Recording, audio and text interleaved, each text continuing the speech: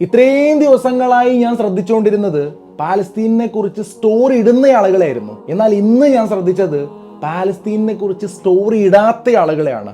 പക്ഷെ ചിലർക്ക് ഇത് മനസ്സിലാക്കാൻ വംശഹത്യയുടെ 237 ദിവസം ആവേണ്ടി വന്നു. 2 കോടിയോളം ആളുകൾ ഇപ്പൊ തന്നെ ഐക്യദാർഢ്യം പ്രഖ്യാപിച്ചു. പിന്നെ പലരും നമ്മൾ ഈ ബ്ലോക്ക് ഔട്ട് ക്യാമ്പയിൻ നടത്തിയപ്പോഴും സെലിബ്രിറ്റീസിനെ മെൻഷൻ ചെയ്യാൻ പറഞ്ഞപ്പോഴേക്ക് ചോദിച്ചിരുന്നു, നമ്മൾ ഇവിടെ ഇതൊക്കെ ചെയ്താൽ അവിടെ ഫലസ്തീനിൽ യുദ്ധം അവസാനിക്കുമോ? എന്നാൽ നിങ്ങളോടൊക്കെ പറയാനുള്ളത്, കേവലം ഒക്ടോബർ 7 ഹമാസ് അങ്ങോട്ട് പോയി ചൊറിഞ്ഞതല്ല, മറിച്ച് നീണ്ട 76 വർഷങ്ങളുടെ പ്രതികരണമായിരുന്നു അതെന്ന് ലോകം ഇന്ന് മനസ്സിലാക്കാൻ കാരണം നിങ്ങളെപ്പോലെയുള്ള ആളുകൾ നിരന്തരം ഇതിനെപ്പറ്റി സംസാരിച്ചതുകൊണ്ടുമാണ്.